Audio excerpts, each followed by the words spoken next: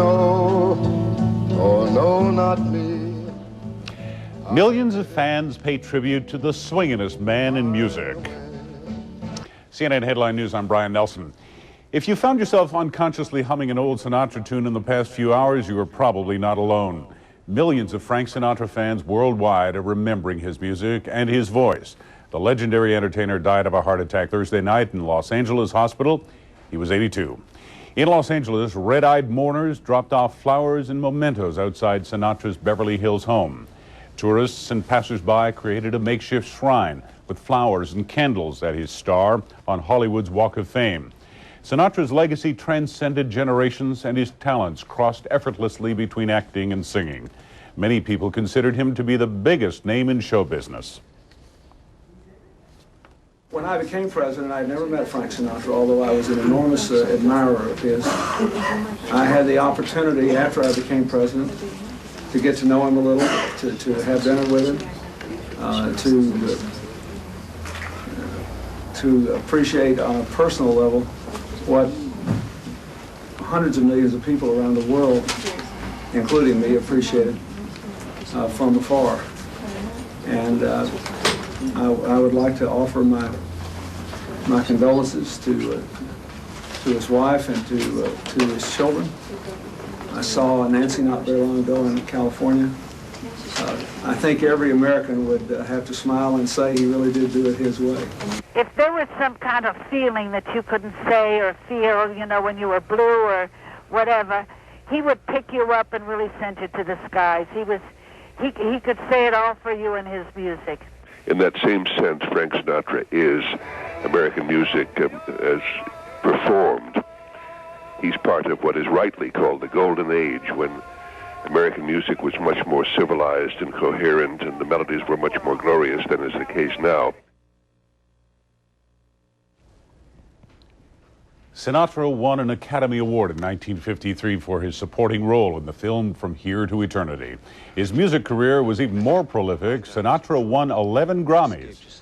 A private funeral is planned, but no details have yet been announced. The Sinatra family owns a plot at Desert Memorial Park in Cathedral City, California.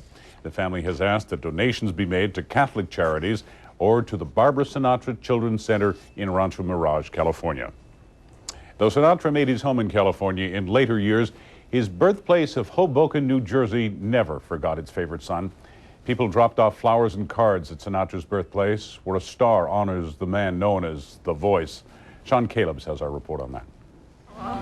The Jersey town that boasts the birthplace of Frank Sinatra is now mourning his loss. Sinatra was a skinny kid with sunken cheeks when he began singing with the quartet on Hoboken street corners.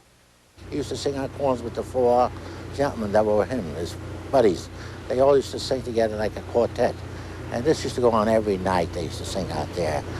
The only child of working-class parents, Sinatra developed his brash attitude and confident swagger as a youth, in contrast to his early stage presence as a shy, vulnerable singer. Today on Sinatra Drive, a museum dedicated to his life, with baby pictures and his birth certificate.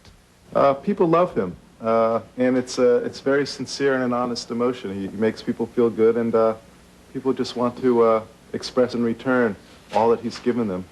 Start spreading the news. To many here, Frank put Hoboken on the map. Through the good times, the string of hits, and an Academy Award, and the bad, a career meltdown after World War II, and reported links to the underworld, Hoboken always embraced Sinatra. Visitors from all over come here, even though the only reminder of Sinatra's birthplace is this bronze plaque dedicated 2 years ago. He was an honest person. He said what was on his mind, whether people liked it or not, and I think that all of us directly or at least vicariously admire that.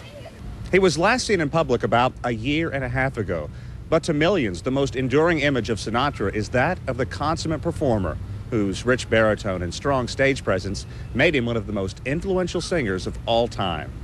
Sean Calebs, CNN, Hoboken, New Jersey. And we will have more on Frank Sinatra later in the half hour.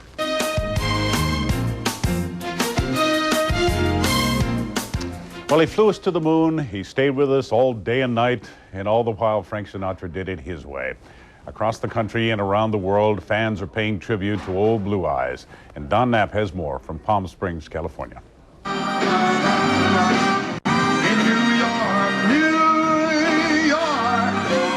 Frank Sinatra sang about big cities like New York and Chicago, but his kind of town was really Palm Springs. He was a superstar in a town full of stars, a town he helped put on the map. He brought a little glamour with him also, which we like down here. That's a big part of our industry. And while the outside world saw only a polished public persona, people here had a different view. I saw Frank through his dogs, his babies, we called them. And he was a kind, loving, he adored his animals. I mean, and they adored him. Donna Lopez made regular trips to the Sinatra house to care for a dozen dogs and cats over a 10-year period. He did things for people that nobody knew about. He didn't want recognition from anybody. He just did it. I just think we lost an awful lot. And I will love you always. But it was those who knew least about Frank Sinatra who may have benefited most from his gifts, the children. Sinatra was a major force behind the Barbara Sinatra Children's Center. It cares for children who've suffered physical or sexual abuse or were neglected. It's not just the writing the check, it's participation. I mean, Barbara's here every month for board meetings. Everything that we do at the center has to clear through her, and Frank's an important part of that, too. I mean, he's come down, he's been involved with the children. We have an uncle's club, and he was our first uncle. So he's very involved, and he's very caring, and he's very angry about the whole subject. The Sinatra family has asked that memorial gifts be given to the Children's Center. Clearly, Palm Springs was more than just a fancy address for the big-name entertainer. It was Frank Sinatra's home, and he'll be missed. Don Knapp, CNN, Palm Springs, California. Friends and family remember the skinny kid from Hoboken who hit the big time and did it his way. That and more in 2 minutes' time. I'm Brian Nelson, and this is CNN Headline News.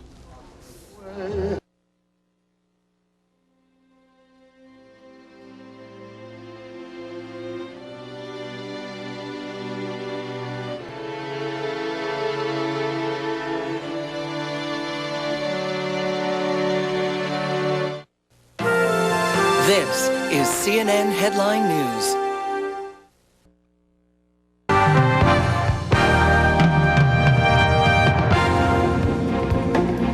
One of the last of the truly legendary performers from the golden age of movies has died. The situation in Indonesia isn't getting any better. The State Department isn't taking any chances as to how much worse it actually can get.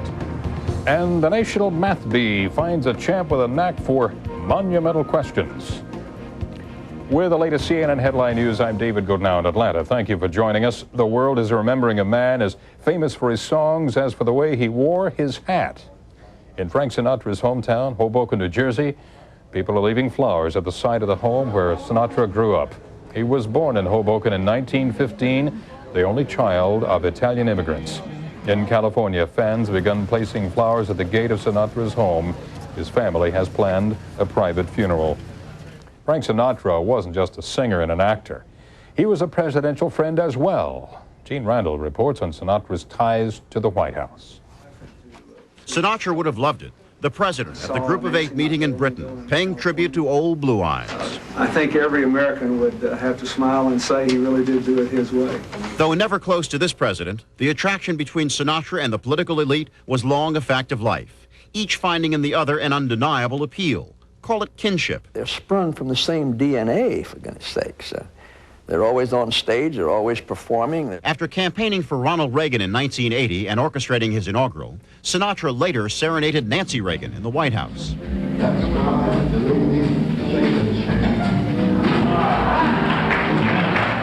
Sinatra biographer J. Randy Tamborelli says the First Lady was quite taken with the star.